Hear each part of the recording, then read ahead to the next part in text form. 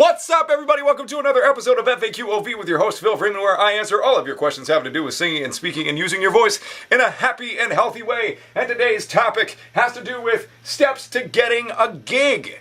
And this is more on the contemporary side of things. However, it should prove useful to anyone who's trying to gig, trying to find work as a singer or musician. And given that, this is coming from a question that I got, which is how to get a gig, Phil. And I've gotten plenty of experience doing so, and I've been able to build it up to a point now where I do gig on a consistent basis with my band Small Town Titans, as well as going out and doing solo work as well. So I thought it would be useful to answer that question and go through a list of things that you can do to start getting into the game of playing music, getting into the game of doing public performance and getting paid for it, and getting paid pretty well for it too. So, given that, the first thing that you should do is practice. Make sure that you have your chops up well enough so that way you can, play enough music and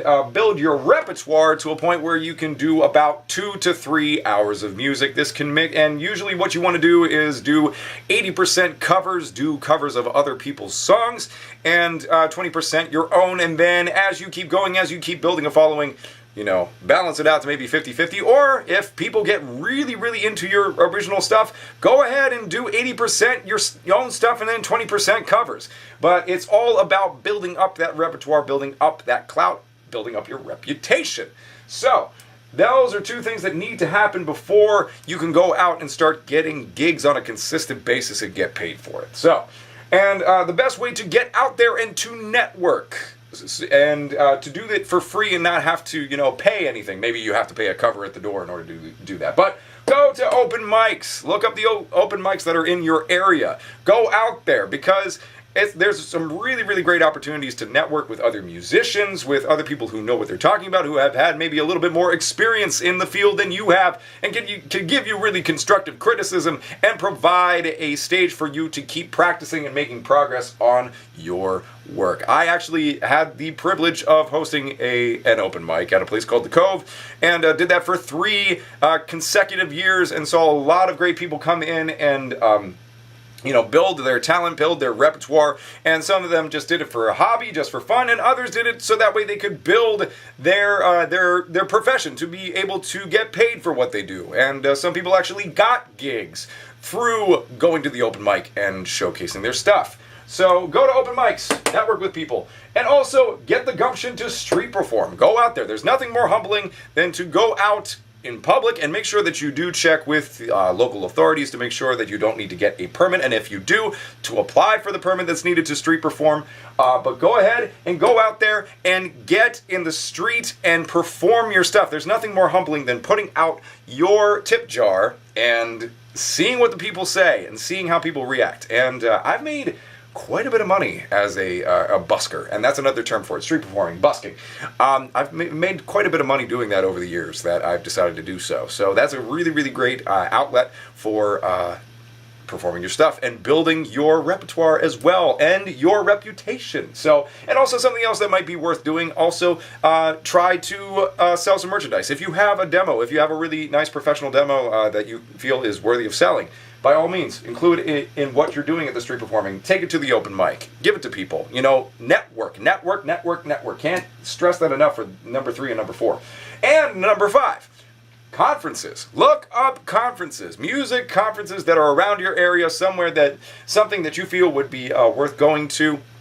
And you don't have to go to South by Southwest and drop, $1,000 on going there and doing your thing. You can find local ones that are maybe like, $50 to $100 tops, and will allow you to network with all kinds of people, and maybe even you can get a chance to showcase your stuff. I know of 2 conferences here in the Pennsylvania area, which are the Millennium Music Conference, which happens around the winter time in Harrisburg area, and then the Launch Music Conference, which usually happens in April. So those are 2 examples of local music conferences that you can go to and showcase your stuff and learn so much more about the industry. It's a very, very good thing to do, to go to conferences once in a while, maybe annually or biannually.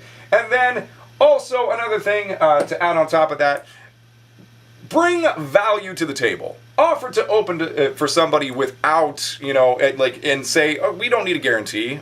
We don't even need gas money. We'll be happy to open up for you and, play in front of your audience to get a chance to sell our merchandise. Give people the opportunity to provide value. Sell tickets for them. Do things that are, somewhat humbling. I mean, you don't go into something like feeling that you're entitled. You are start like you're the bottom of the barrel and that you need to work yourself up. It's very, very important to understand that.